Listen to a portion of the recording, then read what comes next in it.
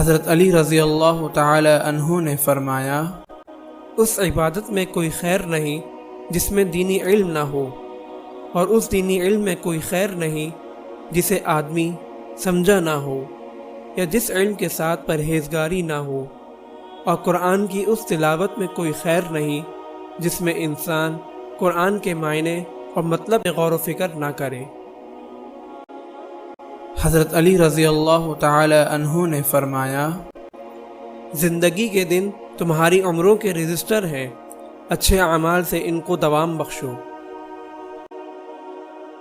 حضرت علی رضی اللہ تعالی عنہ نے فرمایا، کچھ لوگ اللہ کی عبادت جنت کی رغبت اور لالچ کی وجہ سے کرتے ہیں، یہ تاجروں والی عبادت ہے۔ کچھ لوگ ایسے بھی ہیں جو خوف اور ڈر کی وجہ سے اللہ کی عبادت میں مصروف نظر آتے ہیں، یہ غلاموں والی عبادت ہے۔ اور اللہ کی مخلوق میں کچھ ایسے بلند ہمت لوگ بھی ہیں جو اللہ کی عبادت جنت کی لالچ اور جہنم کے خوف سے بے نیاز ہو کر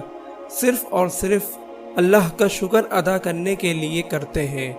یہ آزاد اور بلند حوصلہ لوگوں کی عبادت ہے۔ حضرت علی رضی اللہ تعالی عنہ نے فرمایا، جس شخص کی زبان اس پر حاکم بن جائے وہ ذلیل ہو کر رہتا ہے۔ حضرت علی رضی اللہ تعالی عنہ نے فرمایا، عقل مند کا سینہ اس کے رازوں کا صندوق ہوتا ہے۔ حضرت علی رضی اللہ تعالی عنہ نے فرمایا، انسان پر تعجب کرو جو چکنائی سے بنی ہوئی چیز یعنی آنکھ سے دیکھتا ہے، گوشت یعنی زبان سے بولتا ہے، ہڈی یعنی کان سے سنتا ہے، اور ایک خالی جگہ یعنی ناک سے سونگھتا ہے۔ حضرت علی رضی اللہ تعالی عنہ نے فرمایا، جب دنیا کسی کی طرف متوجہ ہوتی ہے تو دوسروں کی خوبیاں بھی اسے مل جاتی ہیں، اور جب کسی سے رخ پھیرتی ہے تو اس کی خوبیوں سے بھی اسے محروم کر دیتی ہے۔ حضرت علی رضی اللہ تعالی عنہ نے فرمایا، لوگوں کے ساتھ ایسا طرز زندگی اختیار کرو کہ تمہارے مرنے پر وہ آبدیدہ ہو جائیں، اور تمہاری زندگی میں وہ تمہارے ہم نشین رہیں۔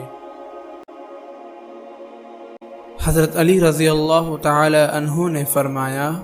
سب سے کمزور آدمی وہ ہے جو لوگوں کو دوست نہ بنا سکے، اور اس سے بھی کمزور وہ شخص ہے جو لوگوں کو دوست بنانے کے بعد ضائع کر دے۔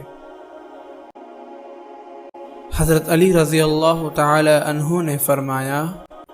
جس کے قریبی لوگ اس کی قدر نہیں کرتے تو دور والے اس کی عزت و تعظیم میں لگ جاتے ہیں۔